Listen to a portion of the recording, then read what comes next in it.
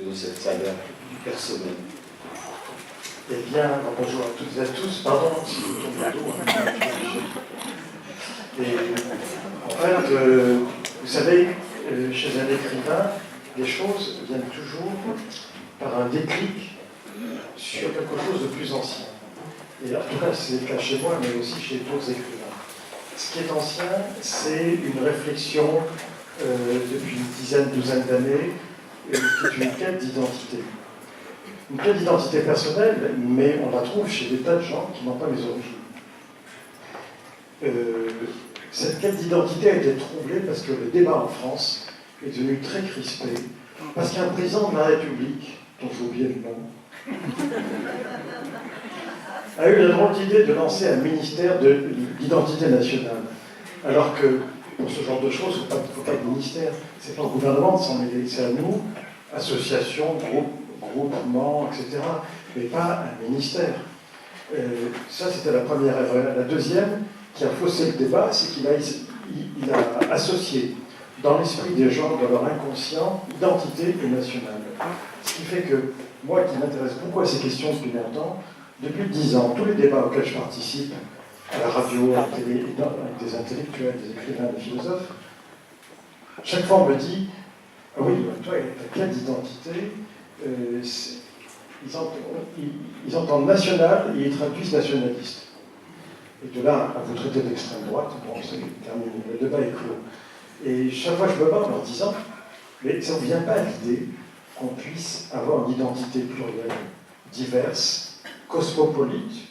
J'emploie le mot à dessein parce que le mot cosmopolite a été, notamment dans l'entre-deux-guerres, perverti, et c'est devenu quasiment une insulte à l'époque. C'est-à-dire personne sans origine, sans racine, etc. Alors que c'est un très beau mot de la langue grecque. Cosmopolite, c'est-à-dire ayant des origines diverses, avec des racines, bien sûr, mais des origines diverses. Donc, si vous voulez, moi ce qui me gênait, c'était d'être bousculé en permanence par un débat crispé sur le sujet. Et là-dessus arrive, il y a 2 ans, cette déclaration, ce discours de Felipe VI, qui reçoit donc des descendants des séfarades à son palais, quelques jours après que son père lui ait transmis la couronne. Juan Carlos, qui a abdiqué, comme vous savez.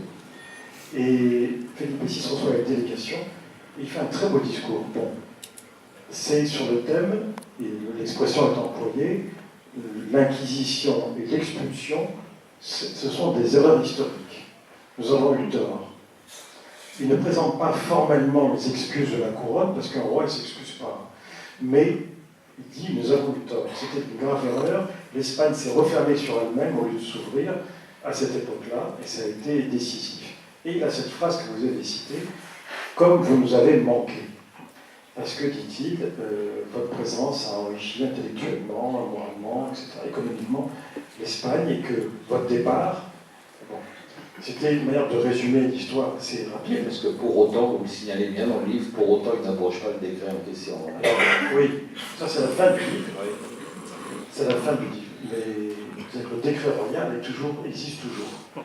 Il y a une polémique, parce que des gens me disent parfois, mais les Juifs ont le droit de vivre en Espagne, bien sûr. N'empêche qu'il y a encore un décret d'expulsion qui est toujours valable. Donc si d'aventure, sait-on jamais, aujourd'hui, rien n'empêche, une crise économique grave sévissait en Espagne, et qu'un gouvernement néo-franquiste ou populiste, comme on le voit en Hongrie ou en Pologne, était au pouvoir, et que, comme d'habitude, quand il y a une crise, les boucs émissaires, c'est presque toujours les Juifs en priorité, ben, rien n'empêcherait d'expulser le peu de Juifs en Espagne, puisque le décret est là, tout simplement. Alors, en attendant, vous avez été